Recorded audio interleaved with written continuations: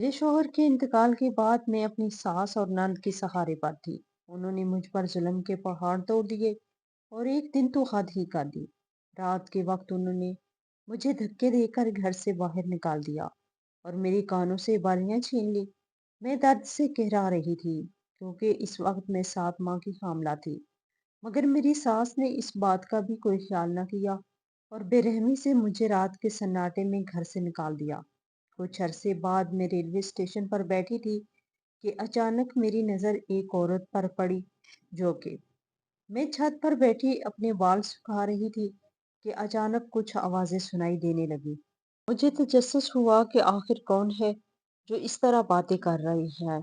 میں اٹھی اور ارد گرد دیکھنے لگی تو دیکھا کہ میری ناند کسی آدمی کے ساتھ جا رہی تھی۔ یہ دیکھ کر میں نے فوراً شور مچانا شروع کر دیا۔ اس وقت سورج ڈھل رہا تھا۔ میری ساس بھی چھت پر آ گئی۔ جیسے ہی وہ پہنچی، میری ناند نے فوراً مجھ پر الزام لگا دیا کہ وہ لڑکا دراصل میرے لیے آیا تھا۔ میری ساس نے بغیر کچھ سنے میرے منہ پر زوردار تھپڑ مارا جس سے میں نیچے گر پڑی۔ میں 7 ماہ کی حاملہ تھی مگر میری ساس نے اس بات کا بھی کوئی خیال نہ کیا اور مجھے ایک زوردار دھکا دے دیا جس کی وجہ سے میں شدید درد محسوس کرنے لگی۔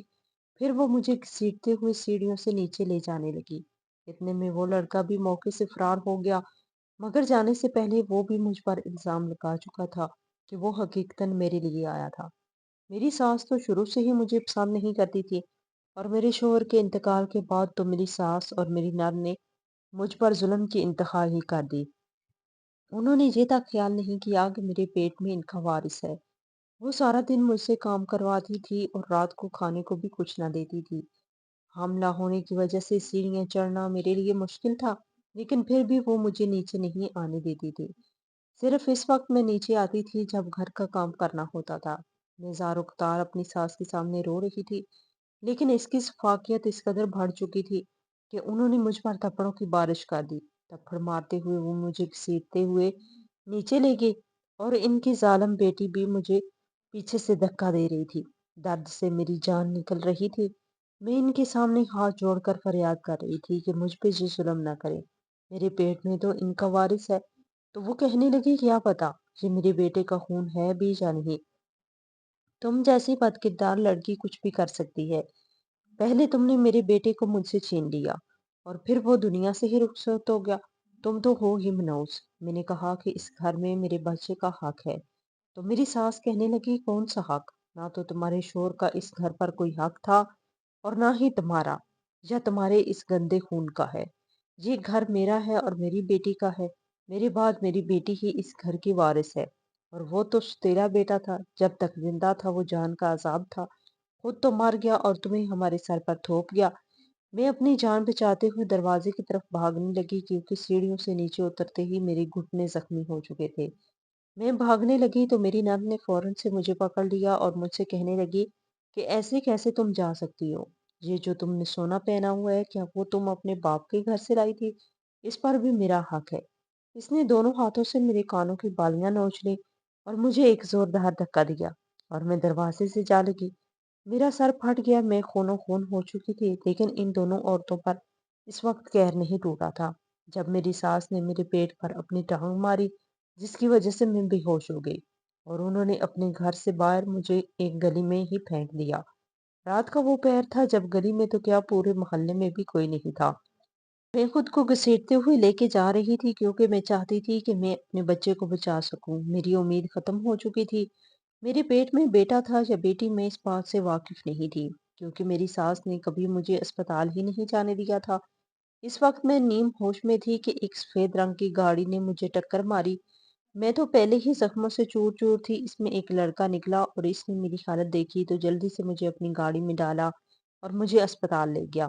میں بالکل بے ہوش تھی۔ جب مجھے ہوش آیا تو میری روح ہی کانپ گئی کیونکہ میری بیٹی مر چکی تھی، لیکن اسی لمحے مجھے نرس نے خوشخبری سنائی۔ جب میں اپنی بیٹی کے غم میں زار و قطار رو رہی تھی تو کہنے لگی کہ تمہارے جڑواں بچے تھے، ایک بیٹی اور بیٹا۔ بیٹی کو تو ہم اندرونی چوٹ لگنے کی وجہ سے نہیں بچا سکے، لیکن تمہارا بیٹا بچ گیا ہے اور وہ صحیح سلامت ہے۔ میں نے نظریں آسمان کی طرف اٹھائیں اور اپنے اللہ کا شکر ادا کیا۔ میرا پورا جسم پٹیوں سے بھرا ہوا تھا کیونکہ میری ساس اور میری نند شبانہ نے جتنے مجھے زخم دیے تھے وہ کوئی کام نہ تھے۔ میں نے اپنے بیٹے کو ایک ہاتھ سے اپنی گود میں اٹھایا اور اس کو پیار کرنے لگی تو ایک بزرگ عورت میرے پاس آ کر بیٹھ گئی اور مجھ سے پوچھنے لگی کہ بیٹا یہ حال تمہارا کس نے کیا ہے؟ اور میں خاموش ہو گئی کیونکہ میں اللہ تعالیٰ کی بہت زیادہ شکر گزاری کر رہی تھی۔ میں اس ظلم کو مزید یاد نہیں کرنا چاہتی تھی۔ میں تو اپنے بیٹے کی بلائیں ہی لیے جا رہی تھی۔ وہ عورت کچھ دیر میرے پاس بیٹھی اور پھر ڈھیروں دعائیں دے کر اٹھ کر وہاں سے چلی گئی۔ اتنے میں نرس آئی اور وہ مجھ سے میرا بیٹا لے کر چلی گئی۔ اتنے میں وہ بھلا مانس شخص بھی آیا اور میری طبیعت دریافت کرنے لگا۔ وہ دیکھنے میں کافی سلجھا ہوا نظر آ رہا تھا۔ میں نے اس کا شکریہ ادا کیا اور کہا کہ الحمدللہ میں اب بالکل ٹھیک ہوں۔ آپ فرشتہ بن کر آئے اور آپ نے میری اور میرے بیٹے کی زندگی بچا لی۔ میں آپ کا احسان زندگی بھر نہیں بھول سکوں گی۔ تو وہ شخص مجھ سے کہنے لگا آپ مجھے بتائیں کہ میں آپ کو کہاں چھوڑوں کیونکہ ہاسپٹل کا کام بل پر کر دیا ہے میں نے اور اب میں چاہتا ہوں کہ آپ کو خیریت سے اپنے گھر چھوڑ دوں۔ تو میں زاروں قطار رونے لگی کہ میرا تو کوئی گھر نہیں، نہ ہی میرے ماں باپ ہیں اور نہ ہی میرا کوئی بہن بھائی ہے۔ میرا اس دنیا میں کوئی بھی نہیں سوائے اس میرے بیٹے کے۔ تو وہ شخص نظریں جھکائے مجھ سے کہنے لگا کہ اگر آپ برا نہ مانے تو میں آپ کو اپنے گھر لے جاتا ہوں۔ وہاں پر آپ کی اچھی دیکھ بھال بھی ہو جائے گی اور پھر آپ کو کسی دارالامان چھوڑوں گا۔ بھی فی الحال آپ کی ایسی حالت نہیں کہ میں آپ کو دارالامان چھوڑاؤں۔ اور یہ چھوٹا سا بچہ بھی اس نے میرے بیٹے احمد کو گود میں لیا اور اس سے پیار کرنے لگا۔ وہ بالکل اجنبی شخص مجھے اپنا سا لگنے لگا تھا۔ میں نے جھجکتے ہوئے اس کے گھر جانے کی حامی بھر لی کیونکہ میرے پاس اس کے علاوہ کوئی چارہ نہ تھا۔ وہ مجھے یہ کہہ کر چلے گئے کہ میں گاڑی میں انتظار کر رہا ہوں۔ میں نے ہسپتال میں 3 دن گزارے تھے اور اس شخص نے سائے کی طرح میرا خیال رکھا تھا۔ میں اس کے ساتھ بغیر سوچے سمجھے اس کے ساتھ چل پڑی۔ کچھ دیر کی مسافت کے بعد ہم ایک عالی شان محل نما گھر کے سامنے رکے جو کہ ایک انتہا سے بھی زیادہ خوبصورت تھا۔ میں یتیم لڑکی نے اس طرح کا گھر صرف ٹی وی ڈراموں میں ہی دیکھا تھا۔ جس طرح کے گھر میں وہ شخص مجھے لے کے گیا تھا میں اس گھر کو دیکھتے ہی رہ گئی۔ اس نے گاڑی کا دروازہ کھولا، اتنے میں ایک ملازمہ آئی اور اس نے مجھ سے احمد کو لیا اور مجھے سہارا دیتی ہوئی گھر کے اندر لے گئی۔ گھر کے اندر داخل ہوتے ہی مجھے یوں لگا جیسے میں کسی جنت میں داخل ہو گئی ہوں۔ وہ سارا گھر شیشے کا بنا ہوا تھا اور ہر ایک چیز قیمتی اور نہایت خوبصورت تھی۔ گھر کے اندر داخل ہوتے ہی مجھے ایک کمرے میں لے جایا گیا۔ وہ کمرہ بہت زیادہ خوبصورت تھا۔ مجھے اس شخص نے کہا کہ آپ کچھ دیر یہاں آرام کریں اور میں ملازمہ سے کہتا ہوں کہ آپ کے کھانے پینے کا بندوبست کرے۔ میں کچھ کہنا چاہ رہی تھی لیکن میں خاموش ہو گئی اور اپنے بیٹے کو اٹھا کے گود میں اس کے ساتھ کھیلنے لگی۔ ایک طرف میرے دل میں ایک کسک تھی کیونکہ میرے شوہر کو بیٹی کا بہت زیادہ شوق تھا۔ اگر میری ساس اور نند مجھ پر ظلم نہ کرتی تو شاید میری بیٹی آج میرے ساتھ ہوتی، لیکن جو اللہ کو منظور مجھے کمرے سے باہر چلا گیا کہ اتنے میں 2 خوبصورت سی بچیاں کمرے میں داخل ہوئیں اور مجھ سے کہنے لگی کہ آنٹی آپ کون ہیں اور آپ بیمار کیسی ہوئی؟ وہ بہت ہی بچکانہ سوال مجھ سے کرنے لگی۔ میں نے پیار کیا ان کو اور کہا کہ بیٹا میں تمہاری آنٹی ہوں اور کسی دن یہاں رہوں گی۔ تو وہ کہنے لگی آنٹی ہم آپ کو خوش آمدید کہتے ہیں۔ یہ کہہ کر وہ چلی گئی۔ اتنے میں ملازمہ کھانا لے کر آ گئی۔ میرے لیے خاص طور پر فریزی کھانا بنایا گیا تھا۔ میں نے کھانا کھایا اور سو گئی۔ دوسرے دن ایک بزرگ عورت میرے کمرے میں داخل ہوئی جو غالباً وہی تھی جو اسپتال میں مجھے ملی تھی۔ مجھ سے کہنے لگی بیٹی تم کیسی ہو؟ تمہاری طبیعت اب کیسی ہے؟ تو میں نے اپنے دماغ پر زور ڈالتے ہوئے انہیں غور سے دیکھا اور کہا کہ آنٹی میں آپ سے پہلے بھی مل چکی ہوں۔ تو وہ کہنے لگی جی بیٹا آپ مجھے پہلے بھی مل چکی ہیں کیونکہ میں سائم کی امی ہوں۔ جس دن سائم تمہیں اسپتال لے کر گیا تھا اسی دن سائم نے مجھے تمہاری حالت بتائی تو مجھے بھی تم پر بہت رحم آیا اور میں رہ نہ سکی اور تمہیں دیکھنے ہسپتال چلی گئی۔ میں خاموش ہو گئی۔ وہ مجھ سے سوال کرنے لگی کہ بیٹا آخر تمہاری یہ حالت کس نے کی؟ جس حالت میں تمہیں اسپتال میں لایا گیا تھا یہ کسی انسان کا کام تو نہیں تھا، وہ کوئی درندہ ہی تھا جس طرح تمہیں اس نے نوچ نوچ کے کھایا تھا۔ میں نے جھجکتے ہوئے کہا کہ وہ میری بدنصیبی تھی۔ یہ میرا حال میری ساس اور نند نے کیا۔ وہ عورت اپنے کانوں کو ہاتھ لگانے لگی اور میرے سر پر ہاتھ پھیرنے لگی، کہنے لگی کہ مجھے تفصیل سے بتاؤ تاکہ ہم ان کے خلاف کوئی ایکشن لے سکیں۔ تو میں نے کہا نہیں، میں نے اپنا معاملہ اللہ تعالیٰ پر چھوڑ دیا، مجھے ان پر کوئی کیس نہیں کرنا، اللہ تعالیٰ میرا بدلہ لیں گے۔ ان سے یہ کہہ کر میں زاروں قطار رونے لگی تو وہ مجھے چپ کروانے لگی۔ اور کہنے لگی کہ بیٹا تم کہاں سے آئی ہو اور تم کون ہو؟ تمہارا نام کیا ہے؟ اس وقت میں نے اپنا نام بتایا کہ میرا نام مسکان ہے۔ میں نے اپنی آنکھیں یتیم خانے میں کھولی تھی۔ میری ماں کا انتقال میرا پیدا ہوتے ہی ہو گیا اور میرے باپ نے دوسری شادی کر لی۔ دوسری ماں نے مجھے قبول کرنے سے انکار کر دیا اور میرے باپ نے مجھے یتیم خانے کے سپرد کر دیا۔ یتیم خانے کی چار دیواری میں پل کر میں بڑی ہوئی۔ میں نے وہیں پر تعلیم حاصل کی اور سلائی کا کام سیکھ لیا۔ یتیم خانے میں ہی اپنا کام کرنے لگی تھی۔ یتیم خانے کے تمام لوگ مجھ سے زیادہ محبت کرتے تھے۔ ایک دن میں اپنی دوست ارسا کے ساتھ بازار تک گئی تو وہاں میری ملاقات کاشف سے ہوئی، تو وہ مجھے دیکھتا ہی رہ گیا۔ میں نظریں چراتے ہوئے وہاں سے چلی گئی۔ وہ شخص میرا پیچھا کرتے ہوئے یتیم خانے تک پہنچایا۔ مجھے بھی وہ بہانے لگا۔ آہستہ آہستہ ہم دونوں میں بہت زیادہ محبت پیدا ہو گئی اور ہم ایک دوسرے سے مرنے جینے کی قسمیں کھانے لگے۔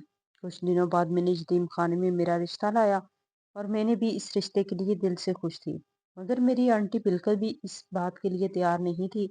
شاید وہ دنیا کو بہت اچھے سے بھانپ چکی تھی اور میں تو ابھی تازہ تازہ دنیا کو سمجھنے اور دیکھنے لگی تھی اور اسی میں ہی کھونے لگی۔ مجھے آنٹی بہت زیادہ بری لگنے لگی۔ کاشف نے بار بار کوشش کی کہ وہ آنٹی کو منا لے، لیکن ناکام رہا۔ آنٹی کی شرط یہ تھی کہ وہ اپنی امی کو ساتھ لے کر آئے۔ اگر وہ راضی ہوں تو وہ رشتہ دیں گی، لیکن کاشف کی والدہ بالکل بھی اس بات پر راضی نہیں تھی۔ وہ مجھے کہتا تھا کہ اگر ہماری شادی ہو گئی تو امی کچھ بھی نہیں کر سکے گی۔ میں بھی اس کی ہاں میں ہاں ملاتی گئی۔ ایک دن ہم دونوں نے وہاں سے بھاگنے کا فیصلہ کیا اور میں یتیم خانے کی دیواریں پھلانگتی ہوئی کاشف کے ساتھ بھاگ کر اس کے گھر آ گئی۔ گھر آنے سے پہلے کاشف نے مجھ سے نکاح کیا۔ پھر جب ہم گھر پہنچے تو وہاں کا منظر دیکھ کر میرے تو ہوش ہی اڑ گئے، کیونکہ کاشف کی والدہ ایک نہایت بدتمیز عورت تھی۔ اس نے رونا پیٹنا ہی ڈال دیا اور وہ کاشف کو کہنے لگی کہ نکل جاؤ میرے گھر سے۔ لیکن کاشف نے معافی تلافی کے بعد اپنی ماں کو منا لیا کہ وہ مجھے یہاں پر رہنے دے۔ کاشف مجھے چھت پر ایک کمرے میں لے گیا۔ رات پوری میری ساس نے کاشف کو میرے کمرے میں آنے نہیں دیا۔ میں نے کچھ دیر تو انتظار کیا اور اس کے بعد میں سو گئی۔ صبح میری گھر میں شور شرابے کی وجہ سے آنکھ کھلی اور کوئی میرا دروازہ زور زور سے کھٹکھٹا رہا تھا۔ یہ کہہ رہا تھا کہ نوابزادی اٹھ جاؤ، اب ناشتہ بناؤ، جس کام کے لیے تمہیں اس گھر میں لایا گیا ہے وہ کرو، تم تو مہارانی بن کر ابھی تک سو رہی ہو۔ یہ آوازیں کسی ادھیڑ عورت کی تھی اور وہ چہلوں کی طرح کمرے کا دروازہ کھٹکھٹا رہی تھی۔ میں جلدی سے اٹھی اور کمرے کا دروازہ کھولا تو سامنے میری بڑی بہن کھڑی تھی، جس کی ابھی 2 ماہ پہلے ہی شادی ہوئی تھی۔ وہ آج صبح صبح ہی آئی تھی۔ شاید اس کا کام لوگوں کو ذلیل کرنا تھا۔ کاشف بھی نیچے بیٹھے ہوئے تھے۔ میں نے منہ ہاتھ دھویا اور نیچے آ گئی۔ سب لوگ ناشتے کا انتظار کر رہے تھے۔ میں نے ناشتہ بنایا تو سب کے سامنے پیش کیا۔ کاشف کے رنگ بھی بدلے ہوئے تھے۔ نہ جانے میری ساس نے رات کو اس کو کیا پٹیاں پڑائی کہ وہ کل والا کاشف تو لگ ہی نہیں رہا تھا۔ خیر میں ایک طرف آ کر کھڑی ہو گئی۔ مجھے کسی نے بھی نہیں پوچھا کہ تم ناشتہ کرو گی یا نہیں۔ میرے بھی ہزاروں ارمان تھے، ہزاروں خواب تھے جو میں نے کاشف کے ساتھ مل کر سجائے تھے، لیکن نہ جانے کیوں مجھے پہلے ہی دن لگ رہا تھا کہ مجھ سے بہت بڑی غلطی ہو گئی ہے۔ لیکن اب میں کیا کر سکتی تھی؟ میں یتیم خانے میں بھی واپس نہیں جا سکتی تھی۔ میں ابھی اسی سوچ میں گم تھی کہ میری چھوٹی نان نے چائے کی پیالی اٹھا کر زمین پر پٹک دی اور بولی کہ کھڑی ہو کر مجھے بالوں سے پکڑ کر کہنے لگی، اسے تم چائے کہتی ہو اور ایسے بناتے ہیں چائے؟ رکو میں تمہیں بتاتی ہوں کہ چائے کیسے بناتے ہیں۔ وہ مجھے کچن میں لے گئی اور گرم پانی میرے ہاتھوں پر انڈیل دیا اور میں زاروں قطار رونے لگی۔ میرے نرم و نازک ہاتھ پر چھالے پڑ گئے۔ کاشف یہ سارا ماجرا دیکھ رہا تھا، لیکن وہ بالکل بھی سن ہو کر بیٹھا ہوا تھا۔ ہونا تو اپنی ماں کو کچھ کہتا کہ نہ ہی بہنوں کو۔ میں شکوے والی آنکھوں سے اس کی طرف دیکھ رہی تھی۔ میں نے اپنے جلے ہوئے ہاتھوں سے ہی ان کے لیے دوبارہ چائے بنائی اور ان کے سامنے پیش کر دی۔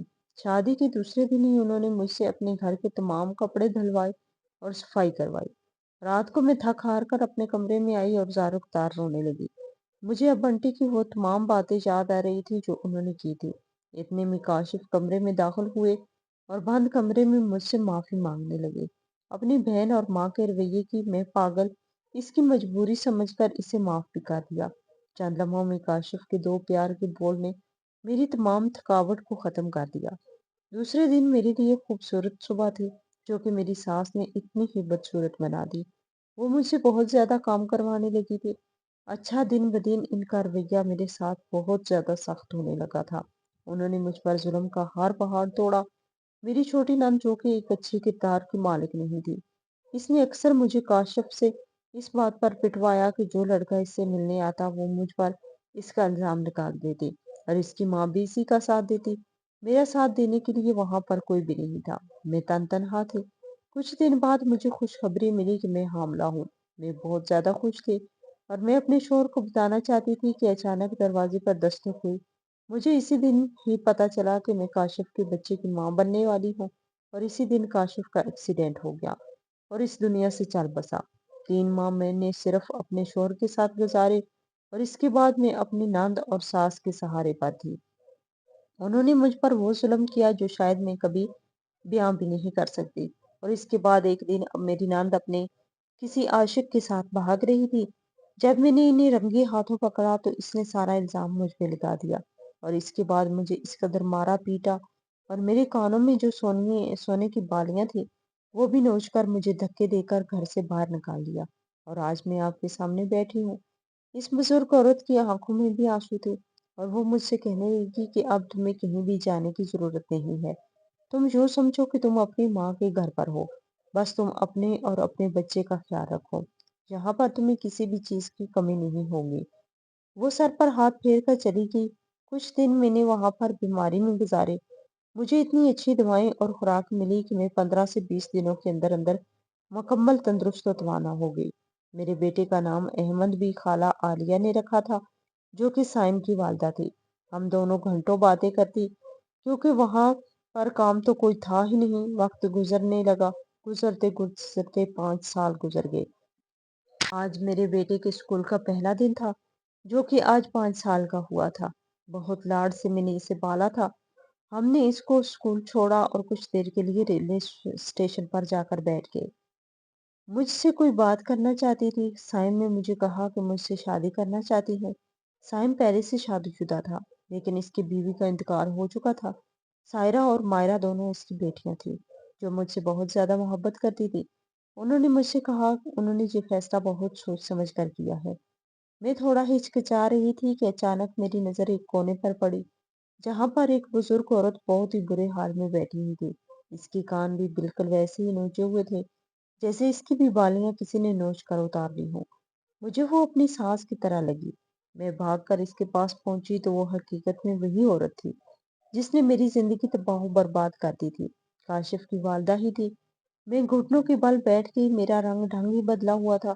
इसने एक दफा नजर उठाकर मुझे देखा और फिर नजरें झुका ली, जैसे वो मुझे पहचान चुकी थी। मैंने इनसे पूछा कि आप काशिफ की वालदा है ना? तो वो शर्म से पानी पानी होते हुए अपनी नजरों को जमीन में ही गड़ा चुकी थी। इतने में साइम भी मेरे पास आ गया और मुझसे पूछने लगा, क्या तुम इसको जानती हो? तो मैंने कहा, हाँ, ये मेरे पहले शोहर की वालदा यानी मेरी सास है। तो इनकी हालत काफी खराब थी। कुछ ही लम्हे बाद वो बेहोश हो गई। साइम ने और मैंने मिलकर इनको उठाया और करीबी अस्पताल में ले गए। कुछ देर बाद इनको होश आया और ज़ारो कतार रोते हुए मेरे सामने हाथ जोड़कर लेटी हुई थी। वो मुझसे माफी मांग रही थी। वो कहने लगी कि जो कुछ मैंने तुम्हारे साथ किया वही कुछ मेरे साथ हुआ। आज मैं खाली हाथ रह गई हूँ। मेरी बेटी जिसके लिए मैंने अपने बेटे का हक मारा, वो सौतेला ही सही लेकिन मेरा बेटा तो था, मेरे शोहर का बेटा तो था। इस दिन वो एक्सीडेंट भी मैंने ही करवाया था। मेरे पैरों तले से तो जमीन ही निकल गई, क्योंकि वो औरत मुझसे बदला लेने के लिए इस हद तक भी गिर सकती है। मैंने मुंह फेर लिया तो इसने कहा कि तुम्हारे घर से निकलते ही मेरे घर पर तो क्यामत ही टूट पड़ी थी। मेरी बड़ी बेटी जो कि ऑस्ट्रेलिया जा रही थी अपने शोहर के साथ, इसका जहाज तबाह बर्बाद हो गया और वो अपने खानदान समेत इस दुनिया से रुखसत हो गई। और मेरी छोटी बेटी ने अपने आशिक के साथ शादी कर ली और इन दोनों ने मिलकर मुझ पर बहुत जुल्म ढाए। मेरा दामाद मुझ पर बहुत ज्यादा जुल्म करता था। मुझे धक्के देता था। मैं उठकर खड़ी हो गई और कमरे के दरवाजे के साथ लग गई। वो कहने लगी कि जिस तरह मेरी बेटी ने तुम्हारे कानों से सोने की बालियां ये कहकर नोच ली कि इस पर इसका हक है, इसी तरह इसने मेरे कानों से बालियां भी उतार ली। मैं नहीं जानती थी कि मेरा मकफात यूं होगा। तो मुझे माफ कर दो, मैं तुमसे माफी की तलबगार हूँ। शायद मैं जिंदा ही इसीलिए हूँ कि तुमसे माफी मांग सकूं। मुझे 3 साल हो चुके हैं तुम्हें तलाश करते हुए, लेकिन तुम मुझे कहीं नहीं मिले। مجھے تم خدا کے لیے معاف کر دو۔ میرے دل میں رحم آ گیا اور میں نے اسے کہا کہ میں نے تمہیں معاف کیا، اور میں وہاں سے چلی گئی۔ سائم بھی میرے پیچھے آ گیا۔ گاڑی میں نے اپنی رضامندی کا اظہار کر دیا کیونکہ سائم میں ایک بہت اچھا لڑکا تھا اور میں سائرہ اور مائرہ سے بہت محبت کرتی تھی۔ بالکل وہ میری بیٹیوں کی طرح تھی۔ کچھ ہی دنوں بعد میری اور سائم کی شادی ہو گئی اور میں ہنسی خوشی اپنی زندگی گزارنے لگی۔